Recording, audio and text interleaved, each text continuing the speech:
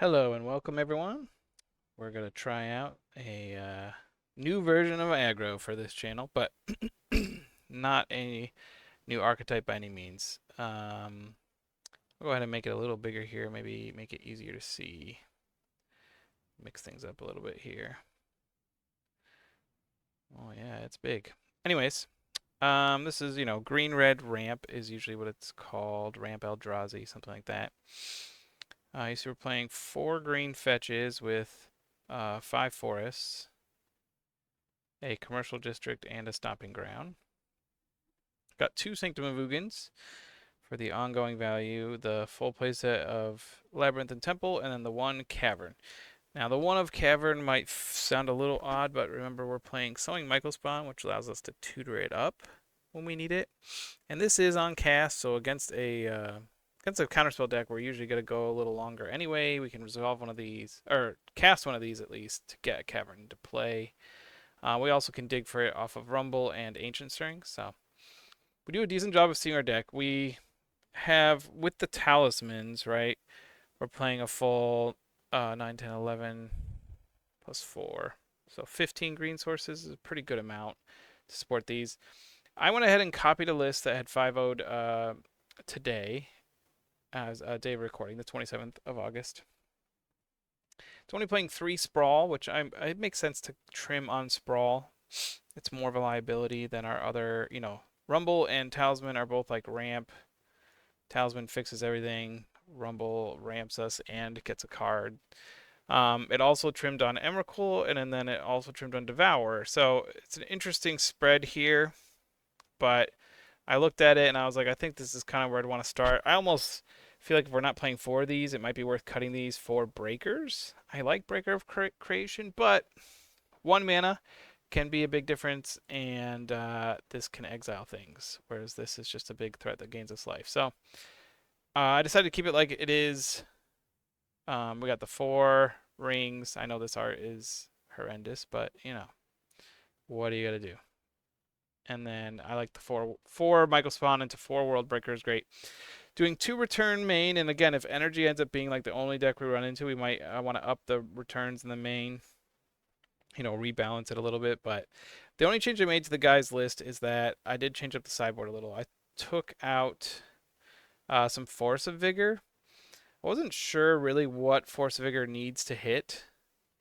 And I didn't feel like I'm going to face decks where I just want to use Force of Vigor as like a value play.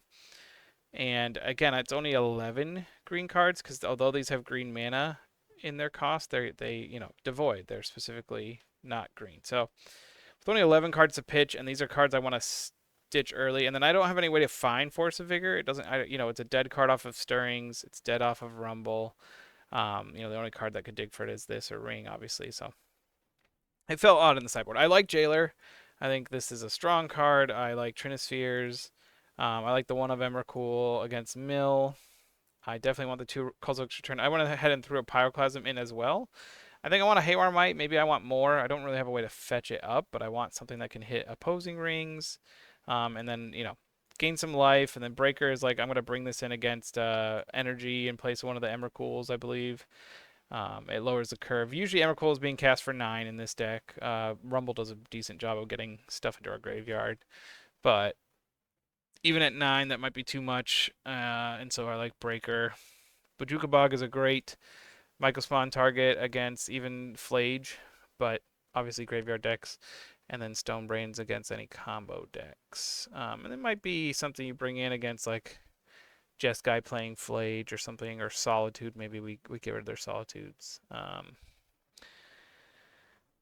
think that's about it. Everything else is pretty straightforward. We got, Big Dumb. We're winning off of World Breakers and Michael Spawns for the most part. We got Kozilek's Command, which is great. And then lots of way to ramp and then to get cards. Let's go into a league and see how it goes. We'll queue right up. Got the right deck. It's always important. I am, again, like I said, I made a few changes to the sideboard. I obviously don't know how to sideboard perfectly going into this. I'm just going to rely on, what feels right. I assume there are matchups where we trim on Ring. I don't think we're ever really trimming on our 7 drops or higher because we're kind of at the minimum amount at 9 for Ugin's Labyrinth. And we want our Sanctum of Ugin and our Kozilek's Returns to trigger. So I don't think we're ever trimming on World Breakers or Devour, or like I said, unless I'm bringing in our other big ones. Um, I assume there are points where we either trim on Sprawls or Ancient Stirrings, possibly. I guess if we're bringing in cards that Ancient Stirrings doesn't hit, although I guess now, looking at my sideboard, Ancient Stirrings hits everything except for Pyroclasm, um, which is one of the upsides. So I don't think we're ever cutting Stirrings. We're probably sometimes cutting Sprawls, but not if we're bringing in red cards. Maybe we sometimes cut the Impulses, Talisman of Impulse, when we cut Kozilek's Return. You know, in matchups where like we're not worried about killing creatures. But maybe not, because that is our green source as well. So things I'll consider when I'm looking at it. The One Ring might come up in some matchups where we need to be faster. I did like 2 practice matches with it before booting this up, so I did face Storm, and I took out the One Ring versus Storm because it felt, although the protection is nice for a turn, that's all it gives you is a turn and a couple draws, and like I was bringing in Trinispheres and Soulless Jailers. I didn't want to have a ton of things that did nothing to the board, so that's why I cut the ring in that matchup. But I don't think we're keeping 1 land. Can't cast anything. We're not close to casting anything. I mean, other than Rumble, I guess, but I don't think that hand's ever keepable. They revealed Gigantha, so I think we're going to keep Kozilek's Return. Trying to think if I need the Forest in addition to the Stomping Ground, because it's probably turn 1 Stomping Ground. Turn 2 I can lab, exile the World Breaker. And then, yeah, I think I'm putting the... I'm most likely to draw land, right? Like, that's the one thing I need the least of in my starting hand, so to speak. Well, I mean, I have enough to cast my Kozilek's Return is really what I'm concerned about against any aggressive deck. It could be Storm, though, where Kozilek's Return isn't really that relevant, but I don't think what we put on the bottom really matters in that case. Could be Storm. Likely Storm. Play out our land. Oh, we are going to exile this.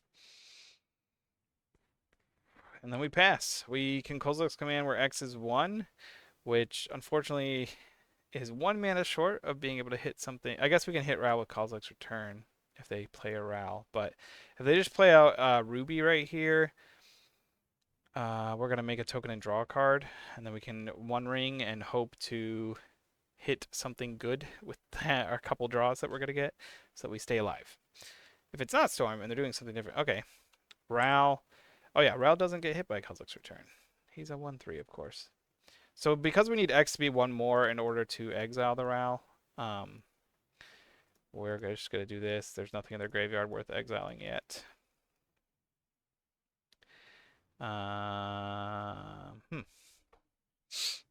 We already have 4 mana for Ring, and I don't know that what we need is other land right now.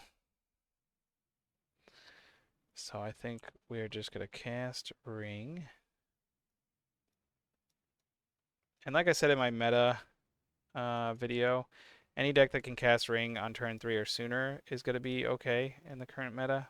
I assume there'll be lots of energy, lots of Ring decks, and then there'll be Storm, Amulet, and a couple other combo decks that are liking the fact that their opponents have to actually cast Thoughtseize now instead of just being able to make free. Huh. I'm trying to think if there's upside. I guess you could get this flipped and plus it until your next turn, not end of next turn. I guess I can set this up where he gets this flipped where it's harder to remove once it's flipped, and maybe has some stuff exiled for next turn so that next turn he can kill me, or our opponent forgot about protection, which would be really funny if they go to if they just kind of go off and then cast Grape Shot. Let's look.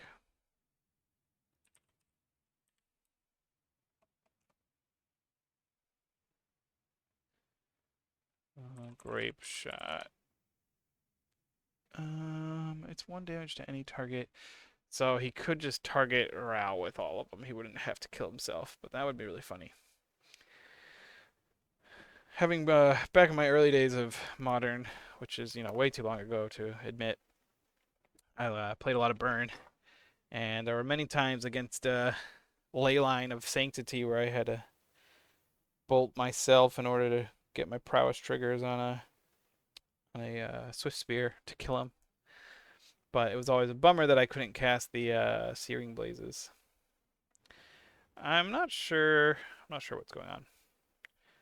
They could cast a Wish here, but that's only good for this turn, so I don't. I'm not sure what all the thinking was there. Play the mountain. Yep. Pass the turn, I assume, because now they can Wish next turn. They have a decent graveyard for Past in Flames. No. Oh, they lost their flips. They were really trying to get Ralph flipped, I think. Missing our land drop on both our draw.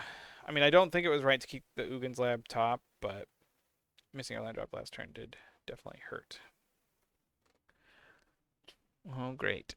Our only untapped, or our only tapped land in the entire deck. Do we have a way to do anything here? We can't exile Rao with the Kozilek's command because we hit our only tapped land in the deck. What could I hit? I guess I could Ancient Strings for another Ugin's Lab, which obviously feels really bad that we put one on the bottom now. And maybe that was the most incorrect play I made. That might cost us the game. Other options are we can't Myco Spawn. We could Rumble, but that seems pretty bad. We have to hope he doesn't have a Ruby or another Ral and get rid of this Ral. So I guess we're doing this. Hmm. So we don't have an out to it, unfortunately. Man, really made the mistake there. Oh well.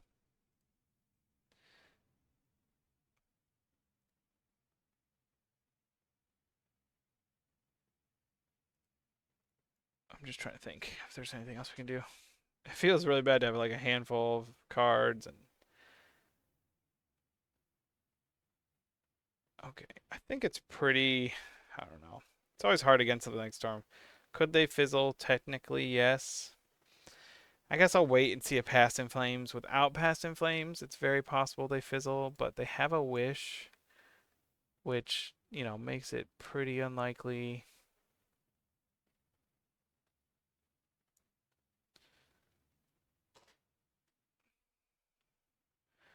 Yeah, he chooses not to flip. So yeah, he's going for it. He's hoping to flip an alt, because the alt is Exile 8.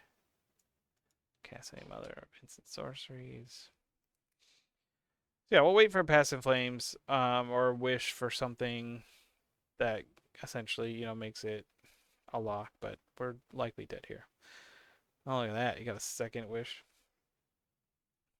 Again, I'm not 100% yet. Eh. It obviously doesn't make for good television to watch this, but there's part of me that just feels so bad giving a win away if they didn't have it. And this is where I just feel like, show me Past in Flames and I'll concede. Yeah, there we go. That's fine. In real life. So he showed me cast. Because so look, he's got multiple rituals, and then he's got the Manamorphose and the Reckless Impulses, and he's got to see 1, 2, 3, 4, 5, 6, 7, 8.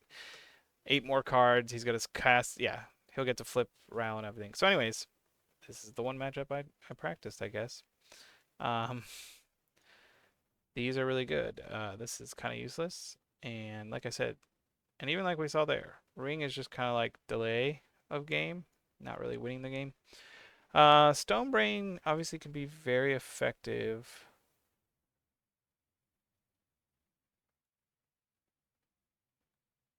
Cut a Sprawl. Michael Spawn isn't as important because it's like we're not winning a game without Jailer, Trinisphere, or Stonebrain where we just Michael Spawn into Worldbreaker unless they're like somehow stuck on one land. Um, So like this feels less, this is like the glue that holds the whole deck together most of the time, but it feels less important. These are obviously very good here. I don't need the either of my other big guys. I want to keep in the Devourers and the World Breakers because I want to be able to Ugin's Lab to hopefully get Trinisphere out soon. We want to turn 2 Trinisphere. We have a lot of ways to do it. Not a lot, I guess. They all involve Ugin's Lab, don't they? Or turn 1 Sprawl. So maybe we want to keep the Sprawl and cut Rumbles. I think that feels better. We want to get Soulless Jailer and Trinisphere or Stonebrain out and activated by our turn 2 in an ideal world. Because I mean, I've been killed on their turn 1. It's unlikely. They have to have Gemstone Caverns and a very good hand. But it's happened to me. I'm scarred for it for life. I mean, Stonebrain is our slowest. And we can't cast it till turn 2 and then activate it till turn 3, which probably is too slow, but we could Stirrings on turn 1 into what? I guess Jailer would be the best one. Because if we Stirrings in a Trinisphere, we can't even cast it turn 2. This might be a mole, although it's a decent... Otherwise, it's like a decent hand, and Stonebrain is in it, but Storm is just a deck you... I mean, Kozilek's Command also can be used to exile stuff, but it doesn't... If they did the Ruby Medallion... Oh, I should have brought in Haywire Might, too. I didn't, did I? Yeah, and Bojuka Bog. Sorry. If those of you who are yelling at me, like, what is he doing? Yes, I should have brought in Bojuka Bog, and I should have brought in Haywire Might. So, you know, we'll use that for game 3, because we're definitely going to mull, get a good hand here, and go to game 3. We can turn 1 Jailer. That's great. We'll get rid of... I guess just get rid of the fetch, because, like, this is what we would fetch, right? So I can turn 1 Jailer, turn 2 play the District, and then go from there. I'm trying to think, is there any reason to keep this? No. Oh, I guess we get to Devour. I forgot that we even get this trigger. I was just focused on what we're doing on turn 1. This means we can hopefully draw well, which is a benefit. I'm just going to say no. Obviously, Cavern is pretty useless. We already have green mana and red mana. We're not really using red mana this game, so this is just a chance to exile 4 lands effectively. Call out to someone who commented on my video who told me I didn't have to make a selection there. I didn't realize you could just click no and exile a 4. Obviously, once I read the card, it says you may put one of these back on top of your library, and so that's the benefit there is I don't have to take a bad draw out of the 4. I just get to, you know, thin my deck by 4 cards, which is pretty significant. And like I said, in this matchup, those talismans are pretty dead now. Obviously not a good draw, but we do have hate. We'll keep this on top because it can hit. It doesn't hit Kozilek's Command or Ancient Stirrings, which are good, but we run the risk of if we put that in the graveyard of just hitting another land as our next draw. So I'd rather draw the Rumble to at least hopefully get, you know, like a Michael Spawn or I'd be fine grabbing a Trinisphere here because I'd rather double up on my hate cards. Great sign that he's, you know, doing that. Means he has to dig for something to deal with Jailer. He probably has like Shattering Spree or something like that. And oh wow, he kept a 1-lander. Now we really want to see a Michael Spawn with this because next turn I think we can kick it. 1, 2. Well, obviously I'm not going to exile it to. I think I'm just taking this. I don't want either of these. So we're taking the World Breaker. It's not really a choice. And we'll do math here in a little bit. I'm going to play out a forest and pass. And I'll do math while they take their turn. So I have 1, 2, 3, 4, 5, 6. I'm 1 short. If I drew something else to exile to the Ugin's Lab, I would be at 2, 4, 5, 6, 7. So I could cast it if we draw any 7+ drop. We'll go ahead and do this. This should just lock out the game. I can't believe they kept a 1-lander. Like,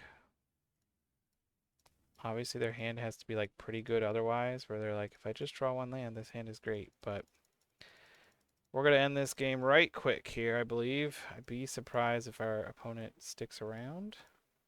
after this resolves. Yeah. Yeah, one-landers aren't going to fly against our deck. It's cool that he didn't see this. He probably assumes we have either Trinisphere or Damping Sphere. Like I said, he probably brought in Artifact Hate, or he should have. Changes. Okay, we do want Bog because now actually that I think about it, I guess sometimes they are putting cards in their graveyard. If we have a Trinisphere or Jailer out, they might be playing their like exile 2-card cards for value. Usually, though, they're not filling their graveyard to the turn they're going off, so like this isn't good on the turn they're going off. That's actually a maybe. I think Haywire Might is a pretty easy include as an answer to the medallion. So, what do we take out? I guess I can cut Souls. Souls doesn't a Cavern of Souls, sorry, for Bojuka Bog. It feels bad having 2 tap lands now, but Cavern of Souls isn't casting any of these green cards anyway. Maybe I have to take out District if I'm putting in the Bog. Maybe that's more correct. But then I have less green sources. I'm not going to bring in the Bog. I've talked myself out of it. I'm going to go down another Rumble, even though it saved our butt that game. Again, I want to like maximize casting Trinispheres or Jailers early, especially now that we are on the draw. We really need a turn 2 player. We're pretty much just dead. At least in my experience. When I actually picked up the Ruby Storm deck and tried and was playing it, I never had like turn 2 kill hands, and I'd mulligan to 5 or 4 and just be like, what is up with this? Man, this is, not a good hand. Any imagination. We got turn 1 Jailer, so we're keeping this hand. What are we getting rid of? Probably the Sanctum. We have Jailer, fetch a forest, put it on here, and then we can just Myco spawn. So, yeah. Even if we somehow drew only lands again, we'll at least get to turn 1 Jailer, turn 2 set up for a turn 3 Myco spawn. Which isn't, the best. Not a great draw. We don't want to draw lands. No more lands, please. Deck. Please hold back the lands. Ugin's Lab has been great for us, giving us the chance to play hate cards early. I guess now we don't have to fetch. This could just fetch up Commercial District to help mitigate the flood if we keep drawing lands again, but hopefully we don't.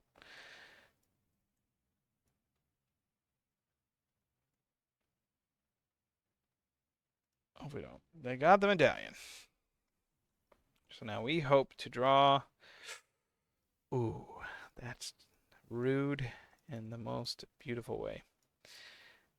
The great thing about this is there's a lot of great things about it, but it really slows them down. Trinisphere also slows down their answers, whereas like Soulless Jailer could just get like Shattering Spree for 1 and then they can go off. They have to spend 3 mana just to get rid of this, which makes it unlikely that they can get rid of it and go off in the same turn. And like right now, they're like, oh, look, my spell costs 1 less. No, it doesn't. These don't like stack or counteract each other. It's just like Trinisphere's like, did you pay 3? No, you got to pay more. Doesn't matter how much reduced it is. It doesn't matter if it costs 0, My boss is calling me. I gotta play with a muted mic here for a sec.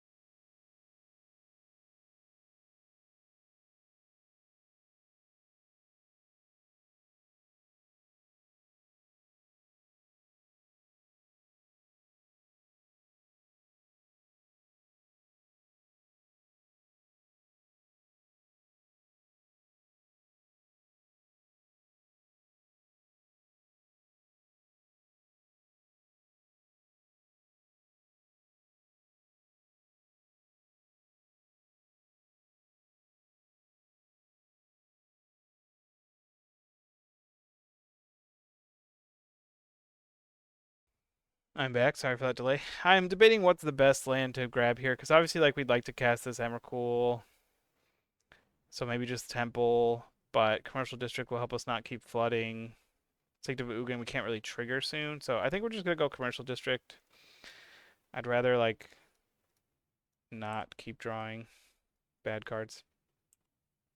Michael Spawn's a great card to see on top because now we can kick it 1, 2, 3, 4, 5, 6.